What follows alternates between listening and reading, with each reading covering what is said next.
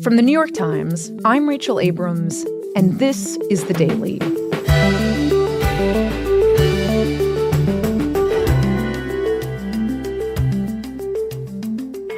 When Stephen Colbert announced that the government's increasingly aggressive stance toward late night meant that he could not air a planned interview with a Democratic Senate candidate, it sent chills throughout the media. And then, this past weekend, the chair of the Federal Communications Commission threatened to punish news outlets over coverage of the war in Iran. Today, my colleague Jim Rutenberg explains how the White House is trying to shape media coverage of its agenda and just how far it's willing to go in its crackdown on network television. It's Wednesday, March 18th. Jim Rutenberg, welcome back to the show. Thanks so much for having me. Jim, we've turned to you a few times on the show now when we have questions about the media and free speech and government intervention. And just this last weekend, in fact, Brendan Carr, the chairman of the F.C.C., threatened media companies by basically implying in a tweet that he would revoke station licenses that ran with coverage of the Iran war that he called, quote, hoaxes and distortions.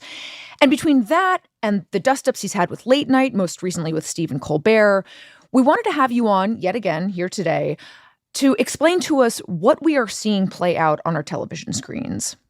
What happened over the weekend with Chairman Carr's tweet was part of a pattern. He's been making threats like this since he started as the chairman at the start of Trump's term to warn stations away from certain content the administration doesn't like. And this one was extra alarming to people because it was a governmental threat against station licenses at a time of war when information is at a premium, where the public really needs to understand what's going on. But one thing I want to say here is this veiled threat he was making, it's really legally dubious. The FCC can't go willy-nilly grabbing licenses because it disagrees with the content. In fact, it's totally prohibited under the law. It does have control over stations' licenses, but what he's talking about to take away licenses from television stations, it's a very onerous legal process. So we'll see how that plays out. But we do have other test cases that are part of the same campaign where the FCC is really saber-rattling in a way that we haven't seen in decades. And we have seen how far it can go and how serious the effects can be. And most notably, where we've seen the rubber really meet the road has been, of all places, with late-night television, more specifically, the Stephen Colbert Show of CBS. And remind us what happened with Colbert. Well, it really starts in January. The FCC notifies broadcasters that we are going to apply a rule called the Equal Time Rule to late-night television, and it says that when candidates for office are on non-news programming, there has to be an equal amount of time to all candidates running for a certain office. They need equal time on that station. You're all on notice. We're going to apply it. So a few weeks later, when Stephen Colbert books Tallarico on his show, Tallarico is now in a primary campaign against Jasmine Crockett, CBS's lawyers notify Stephen Colbert and his producers, hey, you could have a problem here with the FCC because you have an equal time issue potentially. And Stephen Colbert and the network disagreed to the extent to which CBS told him not to air an interview with Tallarico or whether they were just warning him. But You know who is not one of my guests tonight? That's Texas State Representative James Tallarico. Stephen Colbert goes on his show and says that he's been told he can't have Tallarico on. Now, he can't have him on YouTube, which doesn't fall under the FCC. And because my network clearly doesn't want us to talk about this, let's talk about this. And he really does call attention to this campaign from this old agency that people sitting at home hadn't heard of or hadn't heard about in years.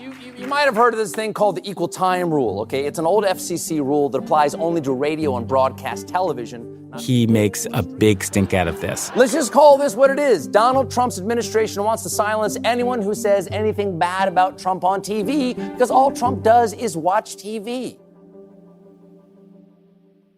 And just to be clear, in this specific example with Colbert, the FCC didn't tell CBS it couldn't have Tallarico on the show. What we saw was more of a preemptive move by CBS to avoid incurring the wrath of the FCC. That's exactly right. This is not an example of Brendan Carr or the FCC saying, hey, Stephen Colbert can't have that person on.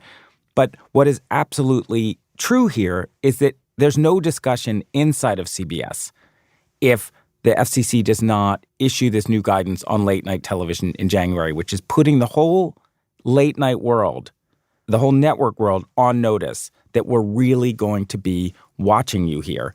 And in so many years of covering this, Rachel, it was the first time that I had seen a moment where a content decision was made at a major network involving politics in direct reaction to a newly declared policy on the federal government level. Something I've been wondering about, though, Jim, is just why late night? Because we've been hearing for years, right, that late night's numbers are declining. So I don't really understand why the administration would choose to focus on this segment of television in particular. Well, I'll tell you, and I've talked to some of the people involved on the conservative side in this effort. And what they will say is that broadcast television is free and every American can get it without needing a cable subscription, without needing an internet subscription. So it has a reach that nothing else has to this day. Mm-hmm. And where ratings might not be what they once were, it also lives on online. Stephen Colbert's bits, Jimmy Kimmel's bits, they bounce around online in a way other comedy bits don't.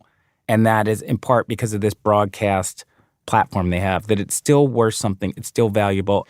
But I think that there's a big reason that the administration is going after late night in this moment. And it's not just about reach. It's about sort of the evolution of late night television over the years. Throughout the course of TV history, late night has carved out this really unique role in the landscape. One that has, over the years, let it sort of coast along beyond the reach of the regulators quite a bit.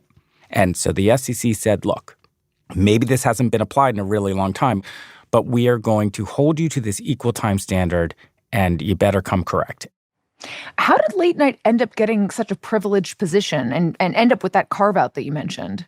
Well, it's kind of a long story, and it starts really with the rule we were talking about, the equal time rule. Let me bring you, if you will, back to the 1920s. Please. My favorite time.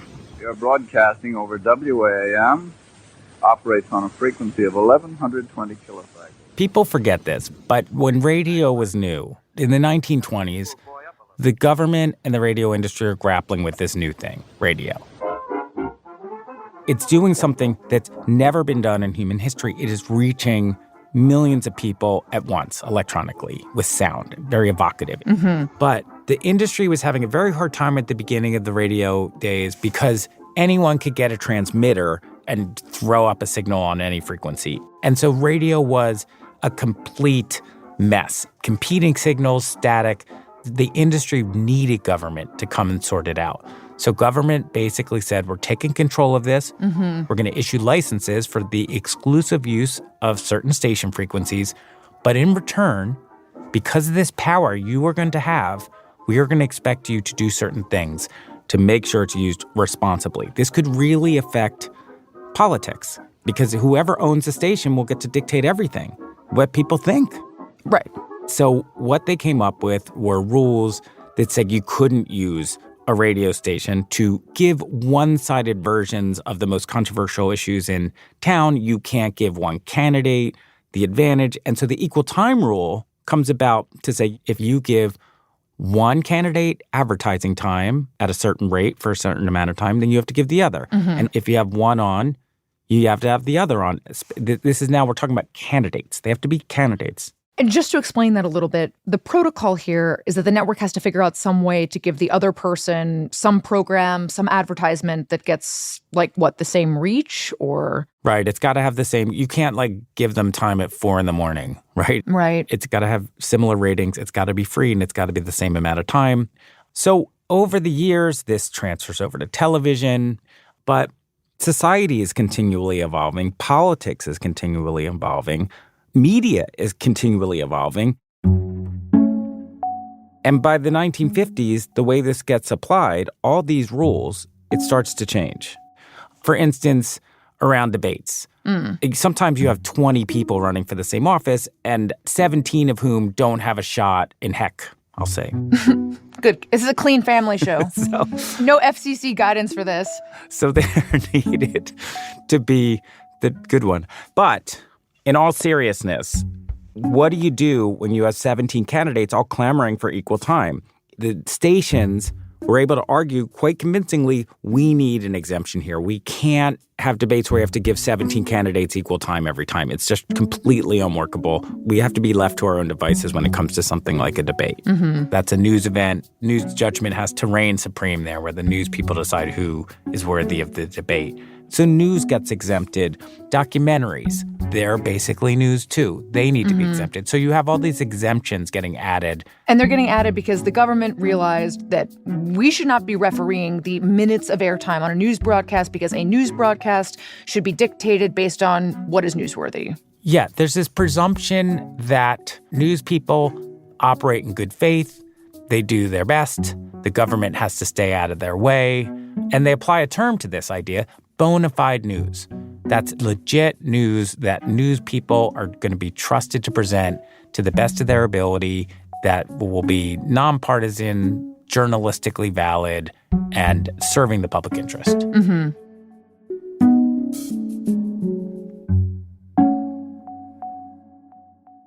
So that becomes the new understanding of the equal time rule. But the rule still very much applies to anything that might be considered entertainment.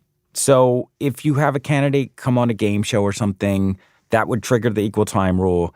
If you have a candidate on a news show, the equal time does not apply. Very simple, right? In the 1950s, it makes a lot of sense. These two worlds are pretty much completely separate. Got it.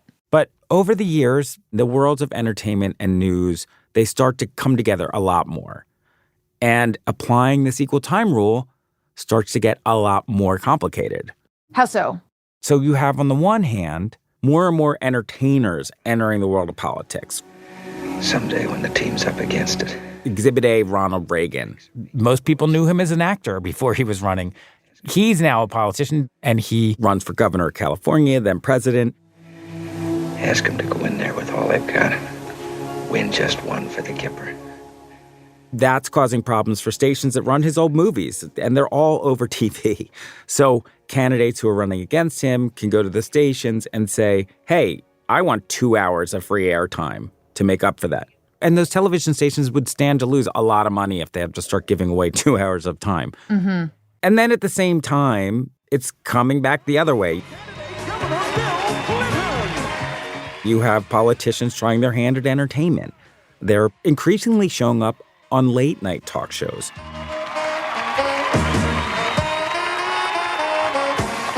Bill Clinton, he sort of changes the game. He goes on Arsenio Hall's show, late-night program, and he doesn't just sit and talk about the issues or make himself relatable. He goes and he plays the saxophone. Mr. Hip. Did you ever think about playing professionally? Yeah, and I liked it tonight. I like being on the other side of the posse. Yeah. Speaking of what your drummer said? What? He said if this music thing doesn't work out, you can always run for president. Is that news, entertainment? It's all mixing together now. And this pitches the whole late-night world into this regulatory legal nether region that no one quite knows what to do with. Finally, though, in the mid-2000s, the F.C.C. has to weigh in. And what happened then? Well, it has to do with The Tonight Show when it was hosted by Jay Leno. In 2003, when Arnold Schwarzenegger was running for governor in California, he found a very friendly platform with Jay Leno and The Tonight Show on NBC. Unashamedly bringing showbiz to politics, Arnold Schwarzenegger chose the Jay Leno Tonight Show to announce he's running for office. When Schwarzenegger announced that he was running for governor of California, he did it on Leno. And this is why I'm going to run for governor of the state of Leno, I have to note, also had spoken at a Schwarzenegger victory party. I mean, Leno and Schwarzenegger were like it was like a buddy movie. Welcome back. We're talking with the governor of California, Arnold Schwarzenegger. I still get a kick out of saying that, the governor of California, because we go back 20. You and I were at the Playboy Club together in '77. The Playboy Mansion. Remember that? And Schwarzenegger was on Leno again and again and again. I've been working on my impression of you. Man, this is the worst impression I've ever heard. What's the matter with you? And things such as that, you say it is so bad. You see how bad this is? Do I talk like that? You talk exactly like that. No. I'm going to reinstate the car tax for you. Really?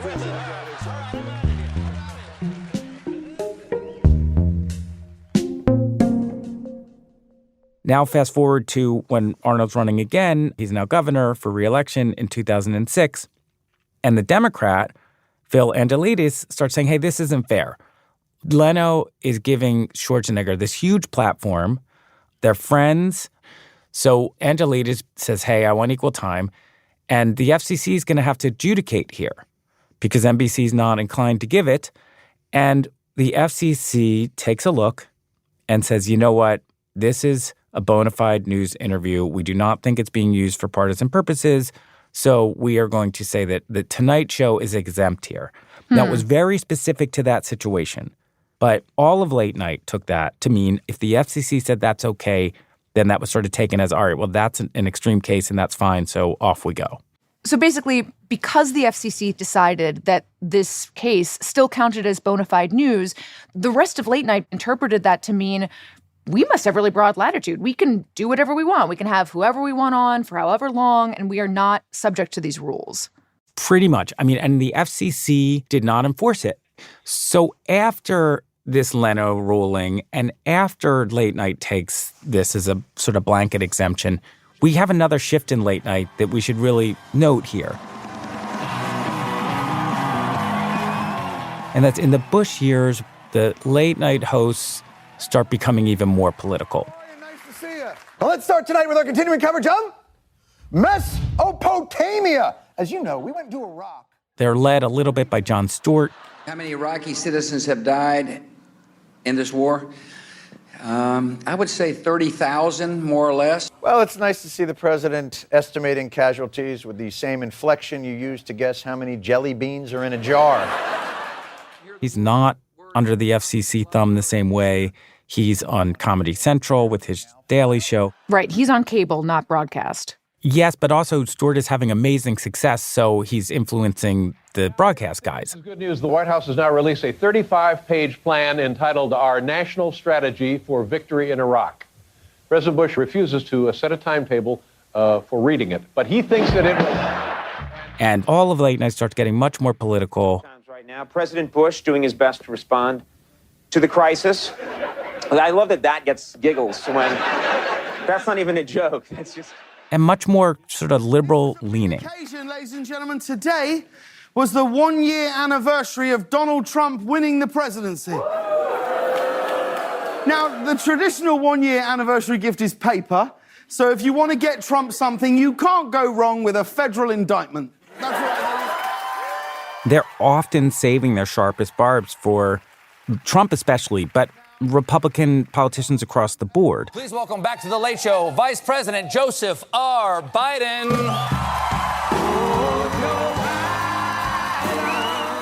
And over the years, more and more of their guests are Democrats.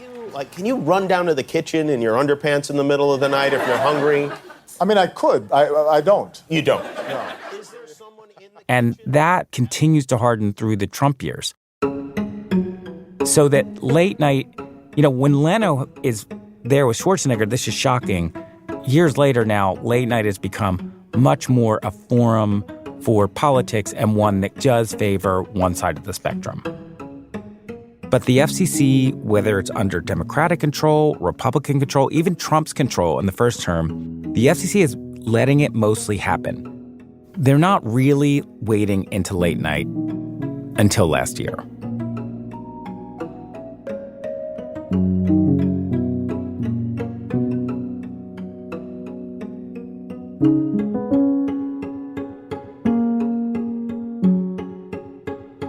We'll be right back.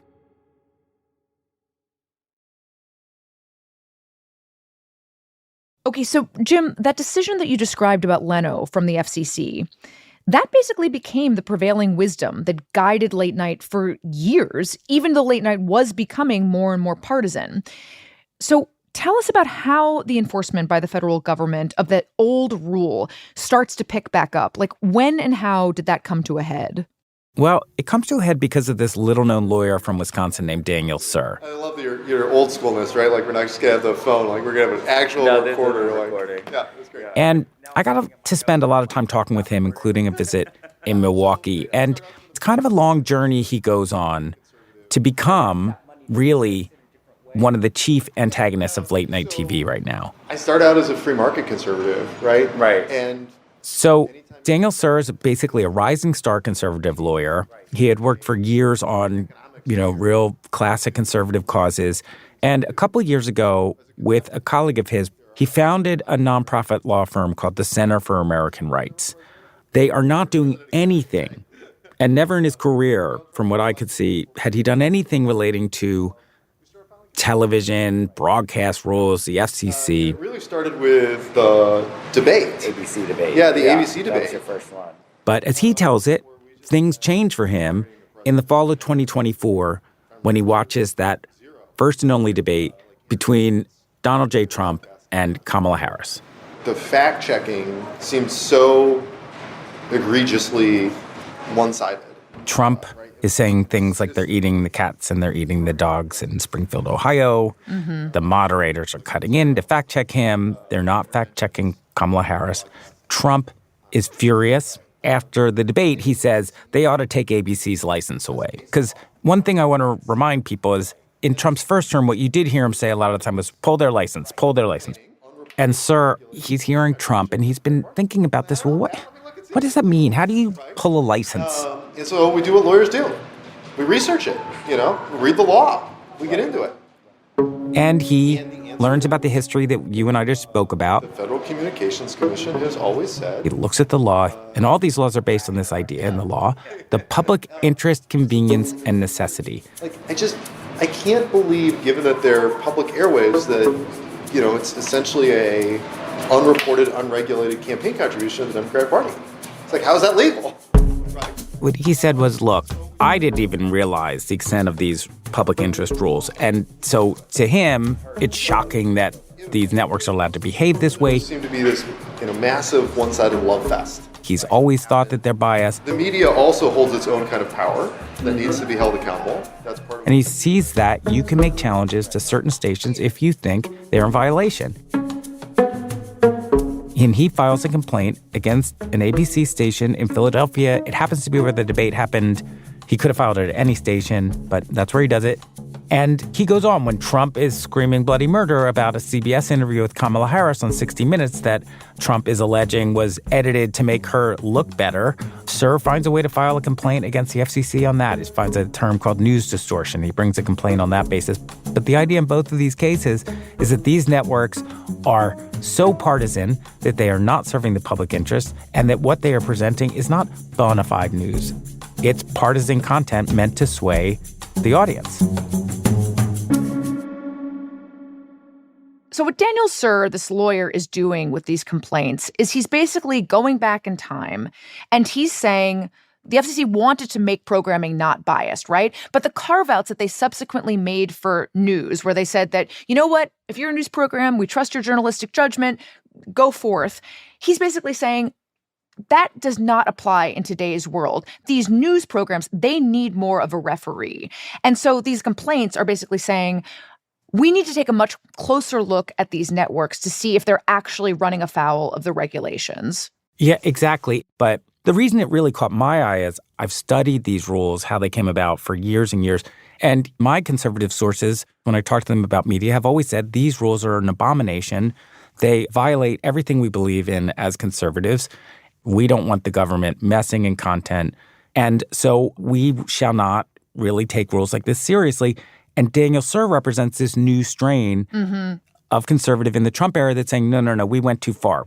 Now, I'll let people draw their own conclusions about the conservative movement that felt this so loudly and now is saying that it doesn't.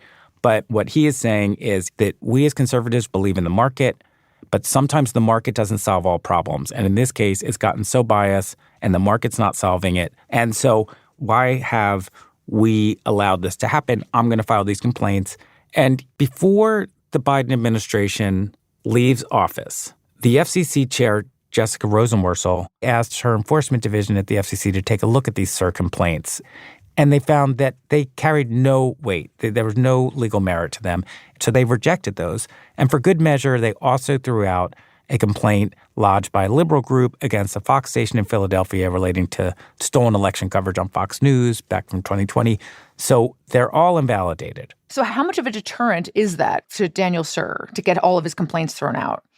Well, it's not a deterrent at all because Brendan Carr, the incoming FCC chair, was publicly kind of validating Sir's complaints and taking them very seriously. And remind us quickly, who is Brendan Carr and what does he believe? Yeah, we are doing some different stuff in the media space now as compared to Trump 45. And again, so Brendan Carr is a longtime FCC commissioner, had been a staff-level lawyer before that, so very rooted in communications law, but very much Trump's kind of guy, at least coming into this second term.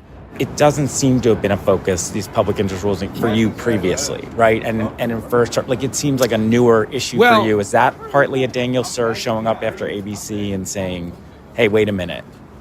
Well, I think Daniel Sir's been very helpful in pointing up not just, the issue, but... And he will later tell me that Daniel Sir really lights the way for him. I do think that, Daniel Sir has been doing tremendous work, doing a lot of the research, bringing, grounding his positions in historic FCC case law and precedent. I think, and it so speaks to what Trump wants to see in a second term in terms of a media that's going to behave differently toward him. All right, hey, Chair, thanks so much. Appreciate it. And one of the first things that Carr does when he takes the chairmanship over after the inauguration is he reinstates all of those complaints, not the Fox complaint. Okay, so everything you're talking about is news, right? So how does Daniel Sir take this from the news ecosystem and bring it into late night?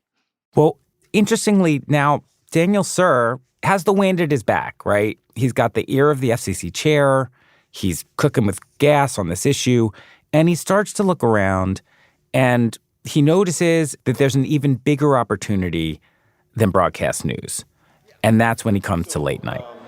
I would say late night is where the cultural power of celebrity is lent to the Democratic Party.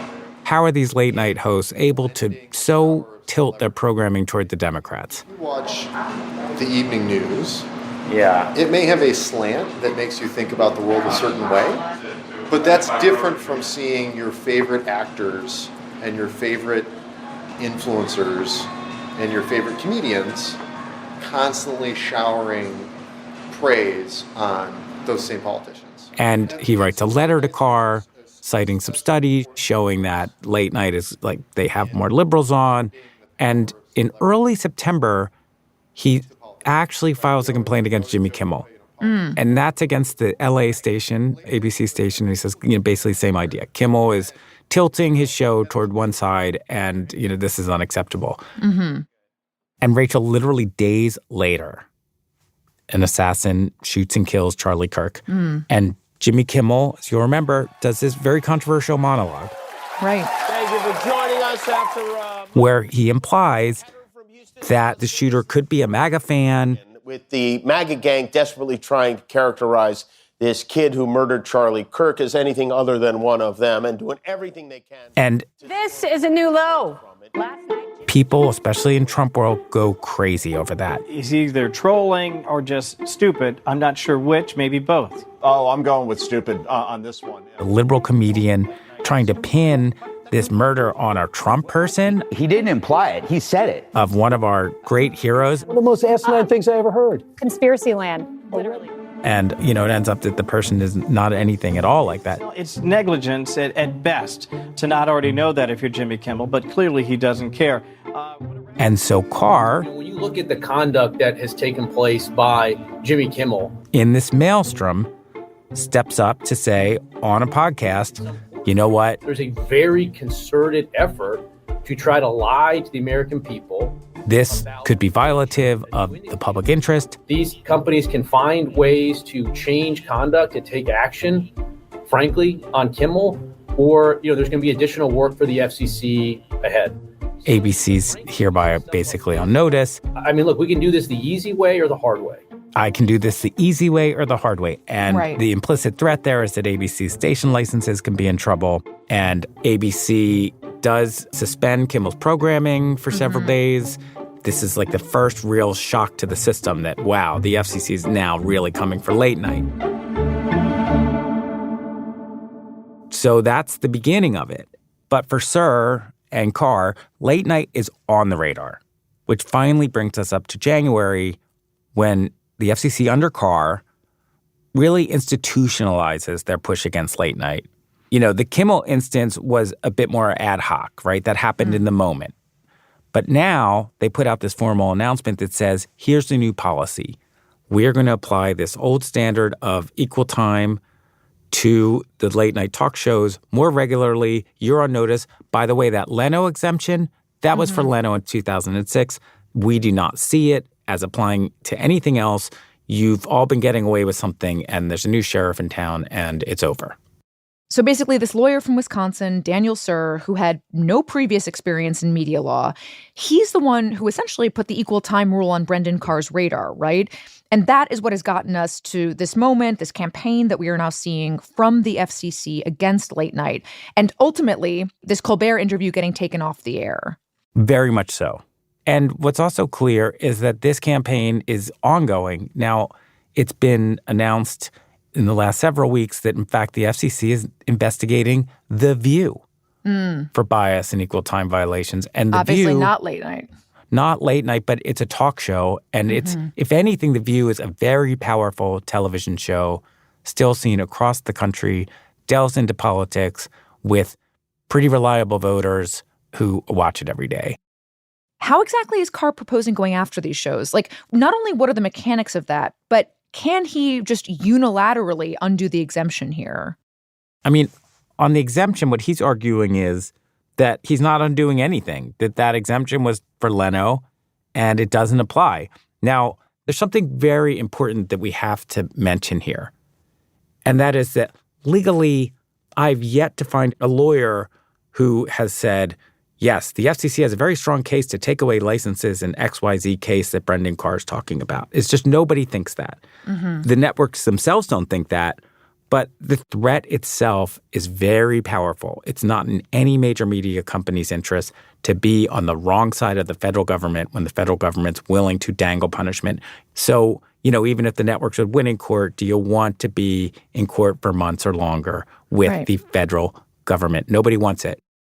I want to embody Daniel Sir's argument for a moment, and perhaps Brendan Carr's perspective as well, that television should be less biased. We should get this partisanship out of our programming. That goes back to the spirit of when these laws were first created. So I can imagine why people would feel like late night television has gotten away with something for very, very long, and this is a correction back to the initial positive spirit with which these rules were intended.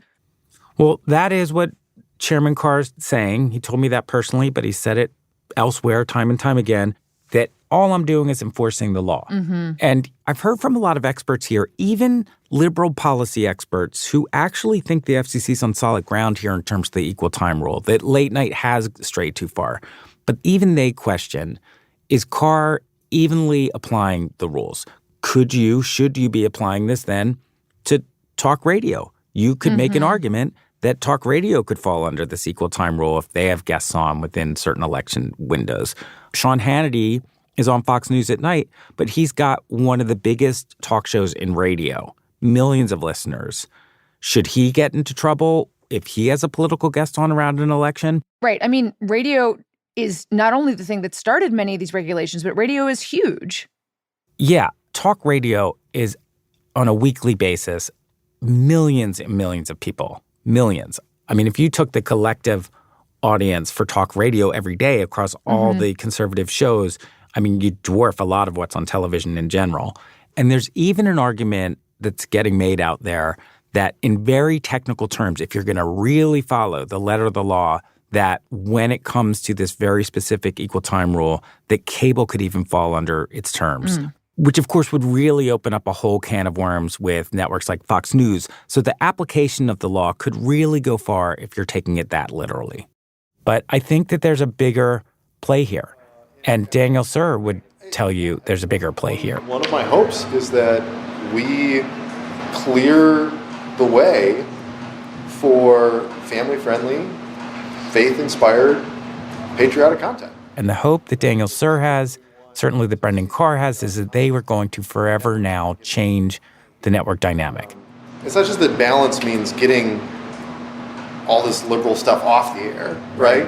It's saying that red state consumers deserve content they want too from their broadcaster. Right. And my hope is that as we, see shifts in the media landscape, we get more of that, right? This is interesting because he's arguing that the FCC is not just going to oversee some kind of great balancing act here, but that it actually might use its power to promote a certain kind of programming for a certain kind of audience with a certain kind of taste, which sounds like an activist FCC, right? And I can imagine that some people might hear that and think, well, what happens if the other side of the aisle is in power? That's the warning from those conservatives that still view the FCC and its power here as anathema to their ideology. So Senator Ted Cruz has warned that if this happens now under us, the Democrats are going to do it to our people. Ben Shapiro has said that. Joe Rogan has issued a similar warning that if this happens here, the other side's going to do it. Mm-hmm. So there's a presumption among some on the right that this is opening up a Pandora's box that's best left closed. But clearly the administration is not persuaded by that argument, right? Because as we said at the top of this episode, Brendan Carr over the weekend is basically doubling down on this strategy of going after coverage that he does not like and trying to influence coverage specifically of the war. What can we say about the various ways this could play out going forward? Rachel, I want to note, first of all, that there was more Republican blowback this weekend with Carr's Iran-related message, notably the Republican senator from Wisconsin, Ron Johnson. There was also a lot of back and forth on social media between policy experts and Carr himself and journalists as to what he could really do here. But that said, this is an amazing amount of pressure on the networks to toe the line during war with real threats of governmental punishment. And let's remember, aside from Iran, we also have the congressional midterms coming up this fall. What happens if some of those elections are disputed over these flimsy allegations of fraud we saw in 2020? How's that going to be handled? And is the FCC going to weigh in there? And then let's bring it back to the late night shows. The administration has made it clear that they see those as part of the political arena. Are these late night shows going to stop booking politicians altogether? The short of it is, we'll wait and we'll see. But in our lifetimes, we have never seen the federal government get involved this much in content decisions and policing content decisions on broadcast television.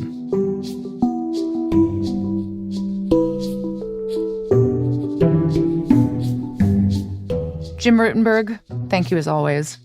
Thanks so much for having me. We'll be right back.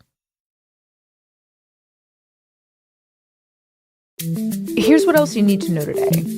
Israel said it had dealt double blows to the upper echelons of Iran's leadership on Tuesday, killing Ali Larijani, the head of the country's Supreme National Security Council, and Brigadier General Gholam Reza Soleimani, the head of a powerful militia aligned with the Islamic Revolutionary Guard Corps.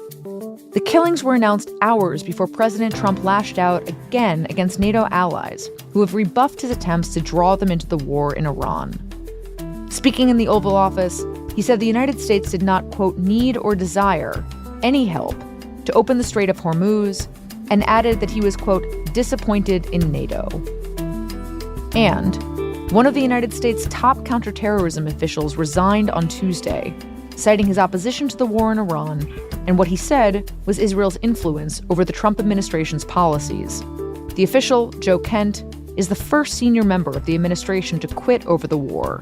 Quote, I cannot in good conscience support the ongoing war in Iran, Mr. Kent wrote in a letter to Mr. Trump.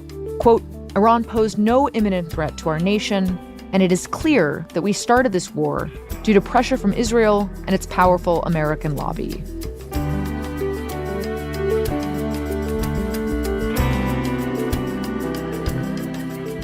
Today's episode was produced by Alex Stern, Ricky Novetsky, Mary Wilson, and Diana Wynn. It was edited by Rob Zipko with help from Michael Benoit. Fact-checked by Susan Lee, and contains music by Pat McCusker, Marian Lozano, Dan Powell, Rowan Nimisto, and Alicia Baitube. Our theme music is by Wonderly. This episode was engineered by Chris Wood.